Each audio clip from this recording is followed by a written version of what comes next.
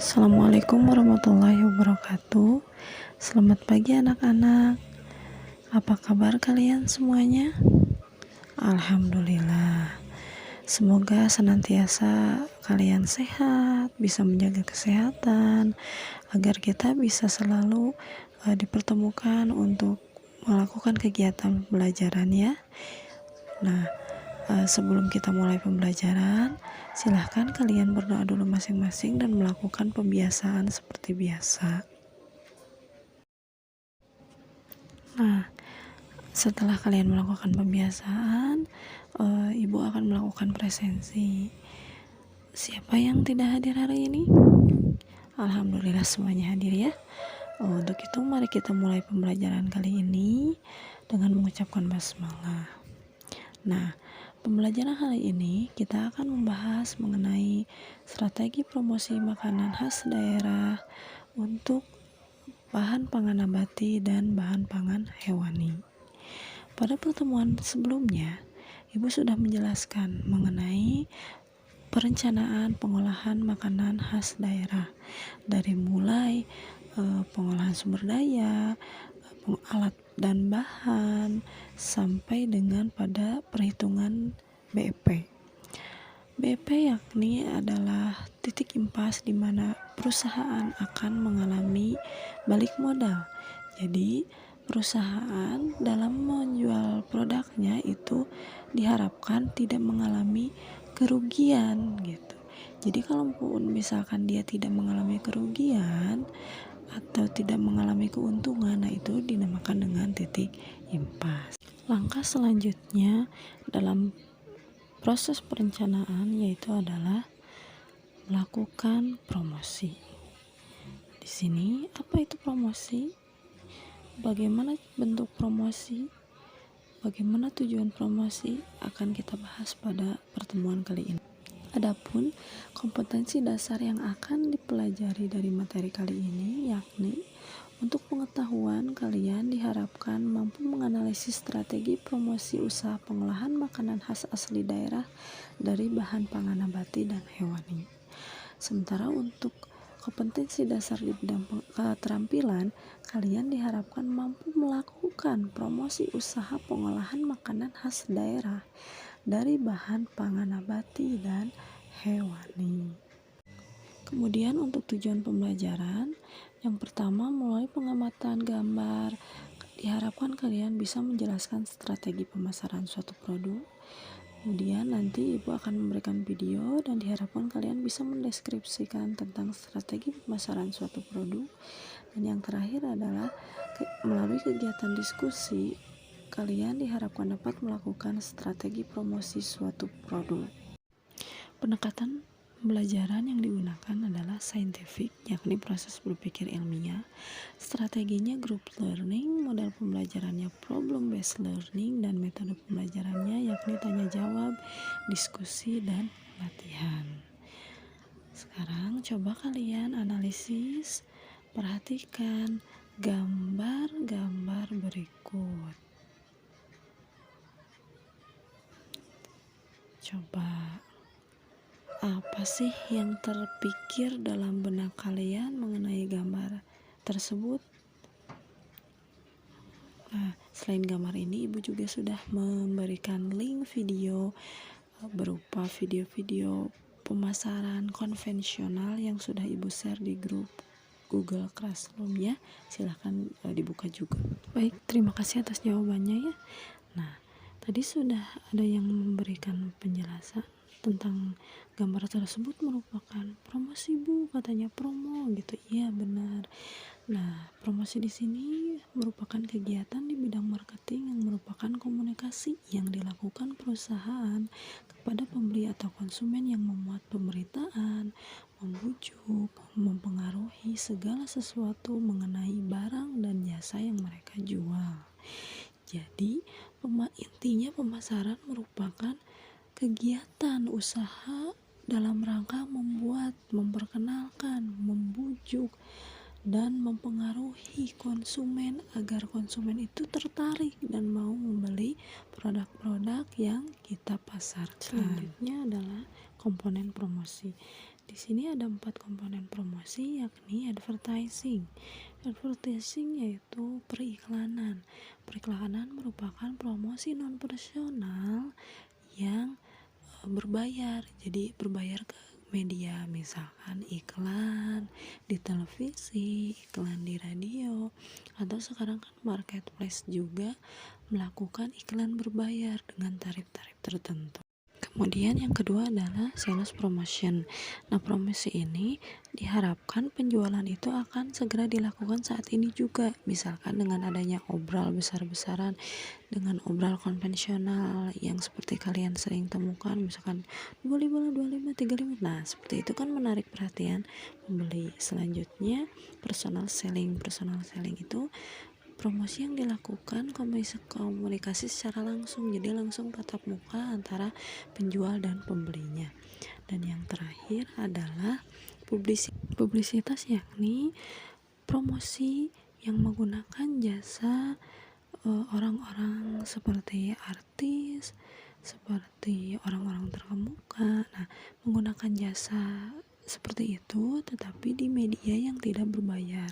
Jadi kalau misalkan periklanan itu kita membayar ke medianya, tapi kalau di sini medianya tidak berbayar seperti IG, Twitter, atau media sosial lainnya. Jadi dibuatkan konten untuk produk yang kita jual menggunakan jasa seseorang. Selanjutnya, apa sih tujuan promosi?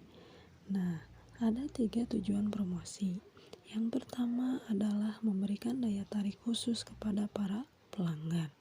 Tentu dengan adanya strategi promosi, dengan adanya media promosi, diharapkan akan memberikan daya tarik, karena itu tujuan utamanya dari adanya promosi. Tadi kan artinya juga membujuk. Jadi dengan apa sih bujukannya? Jelas dengan cara mempromosikannya. Jadi kalau misalkan pakai gambar yang seperti apa yang mempunyai daya tarik untuk para konsumen. Kalau misalkan diskon seperti apa yang akan menarik para konsumen. Dan kalau misalkan lewat video tersebut memiliki syarat makna yang jelas-jelas memiliki daya tarik tersendiri untuk konsumennya. Selanjutnya adalah meningkatkan angka penjualan. Jelas di sini bahwa dengan adanya promosi diharapkan dapat meningkatkan angka penjualan. Jadi misalkan kalau misalkan ada suatu usaha yang dirasa pendapatannya itu stagnan saja seperti itu, tidak naik gitu, tapi juga tidak turun. Nah, bagaimana cara untuk menaikkan penjualan tersebut? Ya, lakukanlah promosi, strategi promosi yang lebih daripada sebelumnya. Selanjutnya, membangun loyalitas konsumen. Jadi diharapkan di sini pada saat ada pelanggan yang datang kepada kita untuk membeli produk kita, mereka tidak hanya membeli dan asal mengenal produk kita saja, tetapi buatlah mereka loyal, buatlah mereka terus-menerus ketagihan lah istilahnya ya. Jadi buatlah mereka terus-menerus untuk membeli produk-produk kita. Selanjutnya, manfaat dari adanya strategi promosi, yakni yang pertama kita akan mengetahui produk yang diinginkan konsumen. Yang kedua, mengetahui tingkat kebutuhan suatu produk. Yang ketiga, mengetahui cara pengenalan dan penyampaian produk ke tangan konsumen itu seperti apa, cara yang baiknya. Yang keempat, mengetahui harga yang sesuai dengan kondisi pasar. Nah, ini kita lakukan untuk menentukan harga jual. Selanjutnya, mengetahui strategi promosi yang tepat, karena strategi promosi yang tepat akan menentukan bagaimana tingkat penjualan yang akan kita capai. Selanjutnya, mengetahui persaingan pasar dan cara mengatasinya. Jadi dengan adanya promosi, kita tahu bahwa promosi kita itu tepat sasaran atau tidak, bisa menyaingi kompetitor kita atau tidak. Nah, kalau misalkan tidak, bagaimana cara mengatasinya supaya kita bisa bersaing lebih daripada kompetitor kita. Dan yang terakhir adalah menciptakan image produk. Dengan adanya promosi, kita lakukan branding yang baik, mengenalkan image produk kita, bahwa produk kita itu memang lebih unggul daripada produk yang lain. Bagaimana cara strateginya, bagaimana cara membuat periklanannya, bagaimana cara membuat kontennya, itu harus selalu diperhatikan. Nah, setelah kita mengetahui pengertian, tujuan, dan manfaat promosi, barulah kita bisa menentukan strategi promosi yang tepat untuk produk kita. Ada 4 kiat yang harus dilakukan dalam menentukan sasaran promosi. Yang pertama adalah target pasar. Kita harus mengetahui target pasar dari produk yang akan kita jual. Misalkan kita akan menjual produk di kalangan balita dan anak-anak, maka target pasar kita adalah balita dan anak-anak.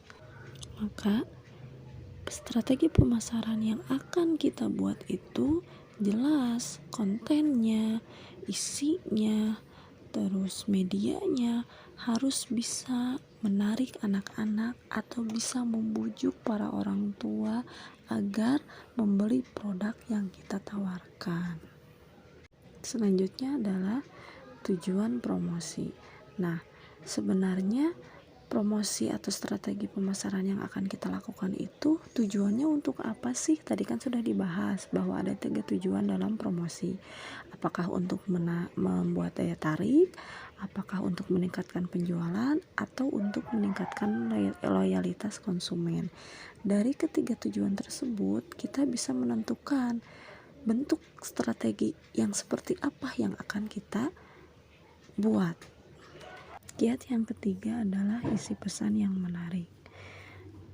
Pesan yang menarik merupakan hal yang penting dalam sebuah promosi, karena ini akan menentukan minat dan ketertarikan para pelanggan terhadap produk yang kita tawarkan. Jadi buatlah isi pesan semenarik mungkin.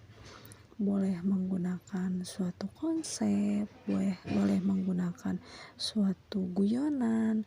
Yang penting syarat dengan makna yang memiliki ketertarikan tersendiri bagi para konsumen.